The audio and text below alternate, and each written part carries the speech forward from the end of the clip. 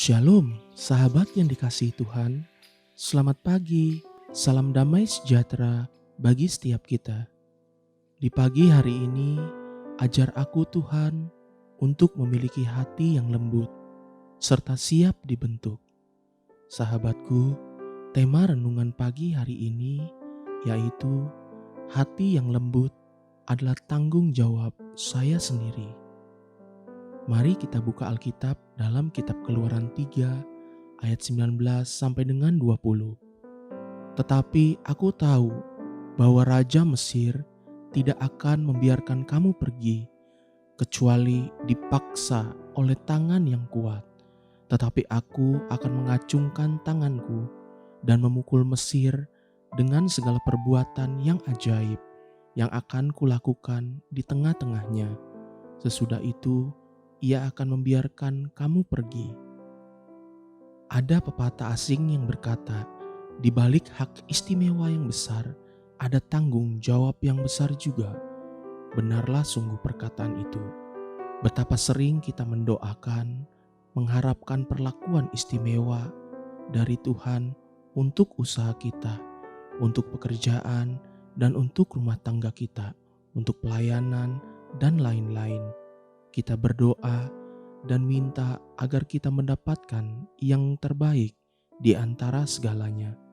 Tapi, apakah kita pernah berdoa dan berharap atau bahkan mempersiapkan diri untuk bertindak dengan tanggung jawab yang terbesar dan terbaik demi semua hak istimewa yang ada pada kita? Firaun bukanlah manusia terbaik pada zaman itu di tanah Mesir sekalipun. Firaun hanya sekedar lahir dari rahim seorang raja Mesir. Maka jadilah dia sendiri seorang raja atas Mesir pada waktunya. Firaun tidak mengeluarkan keringat lebih banyak dari orang-orang di tanah Mesir pada waktu itu. Tapi Firaun berhak menikmati makanan, kehidupan, dan kelegaan terbaik dan termewah pada zaman itu. Bukankah semua itu yang disebut sebagai hak istimewa? Ketika tiba saatnya, para budak Ibrani itu harus dituntun keluar dan beribadah kepada Tuhan atas kehendak dan petunjuk Tuhan sendiri. Justru Firaun menahan mereka dengan mengeraskan hatinya sendiri, sampai Firaun dipaksa oleh tangan Tuhan yang kuat. Perhatikan sekali lagi perkataan firman Tuhan tadi. Tetapi aku tahu bahwa Raja Mesir tidak akan membiarkan kamu pergi, kecuali dipaksa oleh tangan yang kuat. Tetapi aku akan mengacungkan tanganku dan memukul Mesir dengan segala perbuatan yang ajaib yang akan kulakukan di tengah-tengahnya. Sesudah itu, ia akan membiarkan kamu pergi. Itulah yang disebut mengeraskan hati. Kita tahu apa yang terjadi dengan Firaun pada akhirnya. Sebab rencana Tuhan atas bangsa Ibrani tidak akan mungkin dapat dibendung. Sekarang pilihannya adalah berjalan sesuai rencana Tuhan atau menjadi seterunya Tuhan. Sejarah mencatat ada begitu banyak orang-orang hebat yang luar biasa yang seharusnya telah menerima hak istimewa dari Tuhan.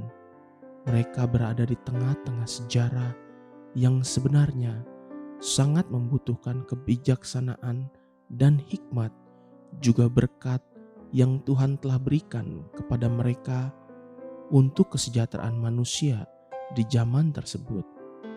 Namun ternyata tidak sedikit dari mereka yang justru memanfaatkan semua hak istimewa tersebut untuk kepentingan dirinya sendiri. Pagi ini belajarlah satu perkara. Kelembutan hati itu adalah dasar untuk dapat meresponi panggilan Tuhan secara benar dan bijaksana.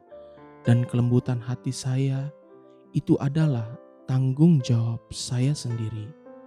Haleluya. Sahabat, Mari kita sama-sama berdoa. Bapa Surgawi, terima kasih untuk semua firman-Mu pagi ini. Aku mau terus belajar untuk hidup dengan melembutkan hatiku. Tuntun aku, ya Bapa. Amin. Jesus loves you, and so do I.